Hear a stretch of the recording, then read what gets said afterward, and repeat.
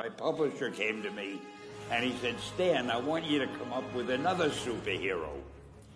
So I said, okay, and I went home and I saw a fly crawling on the wall. And I said, hey, if I could get a superhero that could stick to walls and crawl on them, man, that would be cool. So I thought that was good. Now I needed a name. So I said, well, let's see, Fly Man, Mosquito Man. I got down to Spider-Man. Spider-Man. It just sounded dramatic.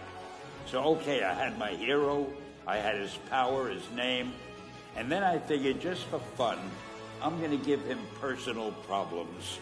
Then I thought I'd make him a teenager, because there were no teenage superheroes that I knew of at the time. So armed with all that wonderful material, those great ideas, I ran into my publisher's office and I told him. This was my reaction, the reaction he gave me. Stan, that is the worst idea I have ever heard. First of all, people hate spiders, so you can't call a hero Spider-Man. You want him to be a teenager? Teenagers can only be sidekicks. And you want him to have personal problems? Stan, don't you know what a superhero is? They don't have personal problems. Well, I left the office disappointed, but obviously a much wiser man. And I couldn't get Spider-Man out of my system. So we were about to kill a magazine. I think it was called Amazing Fantasy. Just to get it out of my system, I put Spider-Man in Amazing Fantasy, featured him on the cover, forgot about it. A month later, all the sales figures came in. My publisher came racing into my office.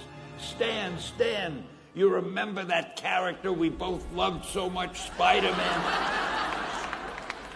He said, let's do him as a series. Now, why am I telling you this? If you have an idea that you genuinely think is good, don't let some idiot talk you out of it.